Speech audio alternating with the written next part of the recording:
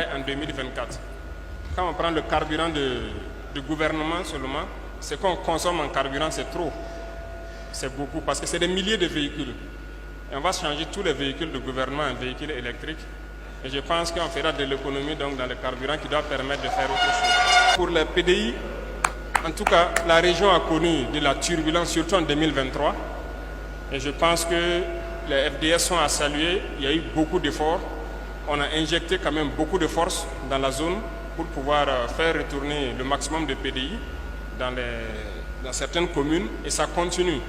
Et c'est le lieu pour moi donc de dire que, comme il a dit, environ 80% sont reconquis. Il faut maintenant consolider. C'est cette phase qui est en cours. Il faut consolider ce qui est reconquis avant de se projeter à l'avant. Comment consolider? Hier, je disais aux responsables coutumiers religieux et aux chefs de circonscription administrative que tout le monde doit se mettre dans la guerre. Se mettre dans la guerre, ce n'est pas forcément prendre la Kalachnikov. Les VDP ont décidé, ils sont dedans. Pour la question de dédouanement et de port sec pour les opérateurs, nous allons voir ça avec le ministre du Commerce et de l'économie, comment ça peut se faire. Retenez aussi qu'il y a ce volet de digitalisation qui nous tient à cœur, qui est un secteur très important, mais aussi que les gens ne voulaient pas. Beaucoup de gens ne voulaient pas. Mais je pense qu'avec ça, ça doit pouvoir permettre de résoudre ce problème-là. S'il y a la digitalisation, je ne pense pas que c'est nécessaire de venir jusqu'à Ouagadougou pour dédouaner quelque chose et puis revenir à Tinkodougou. Ça peut se faire à la frontière et les ressources vont partir directement au trésor. L'électricité, c'est un problème, c'est l'énergie en général. Bon, nous sommes en train de miser beaucoup sur le solaire. Certaines centrales sont en train d'être construites. Mais vous savez aussi que nous sommes en train de prospecter d'autres types de sources d'énergie. Voilà. Actuellement, nous avons parlé du nucléaire avec la Russie. Mais ça, c'est, je dirais, à moyen ou long terme. Mais dans l'immédiat aussi, nous sommes en train de négocier avec le Niger parce qu'ils ont plusieurs sources d'énergie. Ils ont le charbon, voilà, en plus du pétrole et tout. Nous sommes en train de voir qu'est-ce qu'on peut mettre en commun dans l'AES ici pour être indépendant du point de vue énergétique. Il faut qu'on soit autonome sur le point de vue énergétique pour permettre aux opérateurs de créer les industries. S'ils créent aussi qu'il n'y a pas d'énergie à moindre coût, ça devient très compliqué. C'est la population qui va supporter les coûts. Donc c'est plusieurs choses qu'on est en train de faire en même temps. Et je pense que les réflexions vont bon train pour pouvoir créer le maximum. Maintenant, revenons à nos braves agriculteurs. Je pense que l'intervention est claire, limpide. Et ici, parlant des semences, il faut saluer donc nos chercheurs qui font du travail exceptionnel mais qui n'étaient pas reconnus. Aujourd'hui, nous sommes en train de les valoriser et nous sommes en train de valoriser les producteurs sémenciers pour qu'ils produisent beaucoup de semences. Vous voyez, même le blé qui est cultivé ici, c'est des semences produites ici. Et les gens, à côté du champ de blé, même, il y a un champ de semences qui est à côté. Il y a le blé pour la consommation, mais le blé aussi pour la semence de l'année prochaine. Et ça se fait un peu partout. Beaucoup d'autres semences, que ce soit le maïs, les chercheurs ont trouvé de bonnes variétés qui s'adaptent un peu partout. Et nous sommes en train de les valoriser actuellement, de leur permettre d'avoir de bons laboratoires et de créer toujours les bonnes semences pour que ça puisse s'adapter à notre climat. Donc soyez rassurés. Revenons au problème d'engrais et d'intrants de matériel agricole. Une réforme de la CAIMA s'impose. Et je suis sur ça personnellement. Actuellement même, le DG de la CAIMA est en mission quelque part pour la question des engrais. Et ça va nous entraîner dans une grosse réforme dans le monde donc, de l'agriculture. Parce que j'ai rencontré, quand on prend les producteurs de coton, je les ai rencontrés l'UNPCB il n'y a pas longtemps. J'ai eu très mal quand ils m'ont dit que près de 50% des producteurs de coton n'ont rien eu cette année. C'est négatif. Ils produisent mais ils ne gagnent rien. Et cela est dû au fait du prix de l'engrais et du système même. Voilà. Et donc, on va casser ce système-là. Ça va faire des gorges chaudes. Cette année, on est déjà en retard par rapport au coton. Mais dès que la saison finit, il va falloir casser ce système. Parce qu'un producteur de coton, il est obligé de prendre l'engrais avec la structure cotonnière et le coût semble élevé par rapport aux autres qui peuvent trouver ça ailleurs. Et ça ne l'arrange pas. Donc il passe toute l'année à cultiver et en fin d'année, il n'a rien. Il a cultivé juste pour les autres. Donc cette année, ce n'est même pas sûr que beaucoup vont cultiver le coton, pendant que l'État subventionne beaucoup cette culture aussi.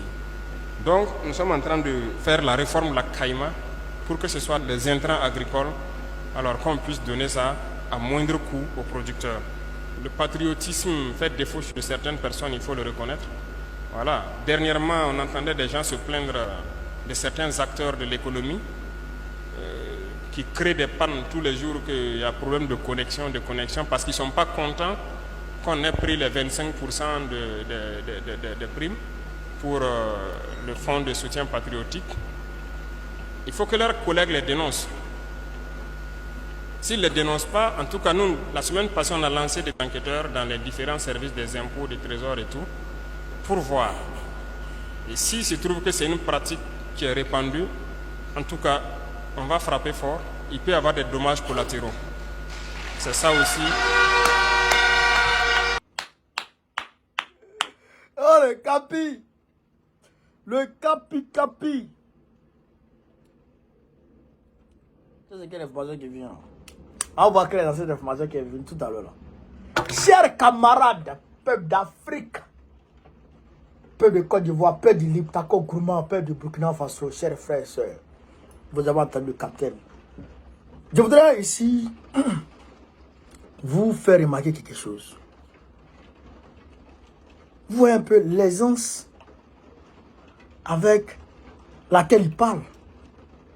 Vous voyez un peu, non? C'est-à-dire qu'il maîtrise son sujet. Il n'est pas parti à l'école de politique, hein. Il n'est pas allé vers Sciences Po, hein. Là, il n'est pas allé vers Sciences Po. Il n'a pas fait école d'agriculture, hein. Il n'a pas fait ça. Agropass, agrocorps, il n'a pas fait ça. Là, il prend les armes. Et il protège le pays avec les armes. Vous voyez, c'est ça qu'il connaît. C'est ça, sa formation initiale. Même s'il est parti à l'école, je crois qu'il a bac plus 2 ou bac plus combien. En tout cas, il a un niveau universitaire. Mais, sa vocation première, c'est les armes. Mais, regardez comment il démontre le... C'est que, regardez comment il est en train de détailler le domaine agroalimentaire, agropastoral. Bon, agroalimentaire, dans ce cas précis. Vous comprenez un peu, non? Bon, quand on n'aime pas quelque chose là, on ne peut pas apprendre et puis être à l'aise comme ça. On dit que quand le travail devient une passion, on n'y trouve plus de contraintes. C'est un philosophe qui a dit ça. Quand le travail devient une passion, on n'y trouve plus de contraintes. Lui, là, sa passion là, hein, c'est de garantir au peuple burkinabé l'autosuffisance alimentaire à tous les niveaux. La souveraineté alimentaire, la souveraineté, chers camarades d'Afrique, au niveau agriculture.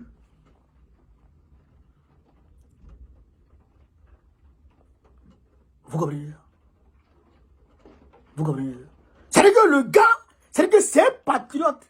C'est-à-dire que un 10. Maintenant, il a touché un point. Les PDI sont en train de se déplacer. Les PDI là, c'est pour ceux qui ne sont pas au Burkina Faso, les PDI, je pense que c'est personnes déplacées internes. Je pense que c'est ça, PDI. Les déplacés internes là. Ils ont 90%, ils ont récupéré 90% de leur territoire.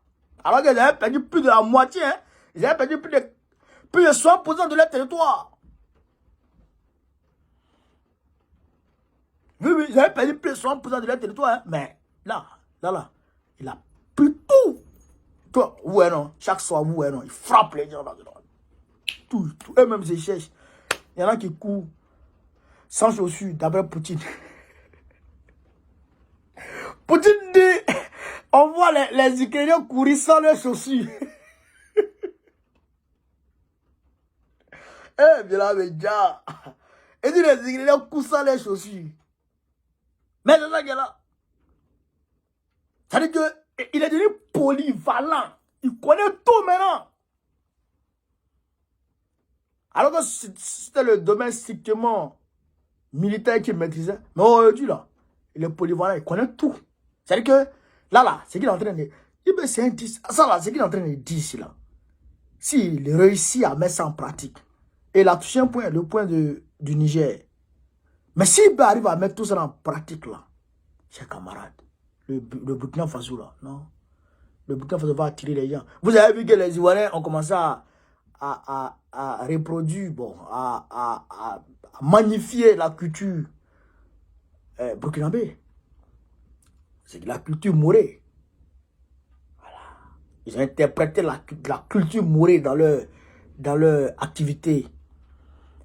Les étudiants de l'INFES. Voilà. Mais ça a été apprécié de tous. Et que le monde entier a le regard fixé sur le Burkina Faso actuellement. Et il dit, le Niger, le pétrole, le charbon, c'est les sources énergétiques.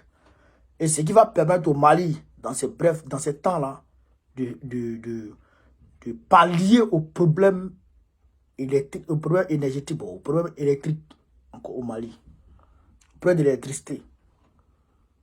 Le problème de l'électricité au Mali. Vous comprenez ça? Et donc, lui, il va faire le même exemple pour ne pas que, comme là, il est en train de demander aux opérateurs économiques d'investir dans les industries au Burkina Faso.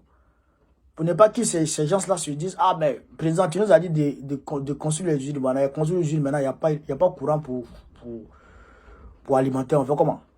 Donc, il dit, il va aller très rapidement voir le Niger pour que, même si on peut utiliser le charbon, pour le moment, pour créer d'autres sources d'énergie avec ça, ou avec le pétrole, l'hydrocarbure et tout, on va faire ça. Mais il faut qu'il y ait l'électricité en abondance au Burkina Faso afin que les industries puissent se créer. Avant qu'il y ait, on va dire, la centrale nucléaire. Parce que à partir du moment où la centrale nucléaire est là, c'est fini. Vous n'allez même plus connaître coupure d'électricité. En France, ici, c'est centrale nucléaire. En France, ils utilisent encore du charbon dans d'autres centrales, d'autres centrales thermiques. Mais, frère, voilà, c'est le nucléaire qu'ils utilisent ici, l'uranium.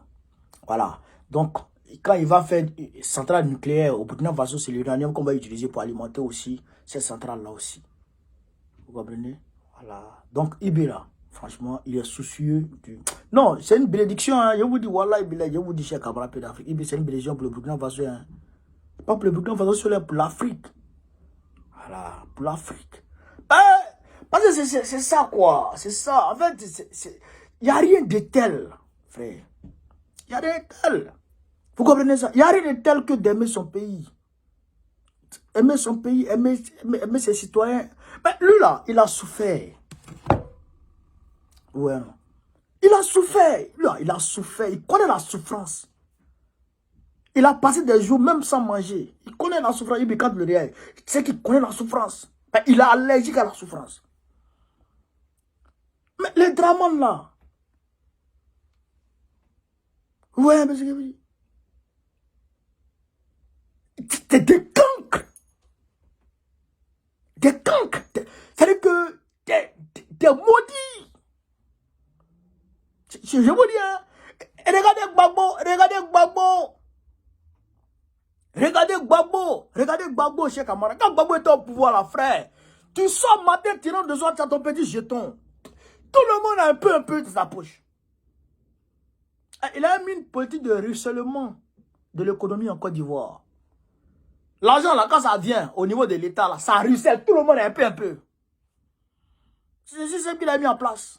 Mais Ouattara est venu, il a caporalisé tout le jeton. Et comme on demande, on dit, président, l'argent ne suffit pas, dit, l'argent travaille. Depuis 2010, l'argent travaille. Depuis 2011, l'argent travaille là-bas. L'argent n'a pas fini de travailler.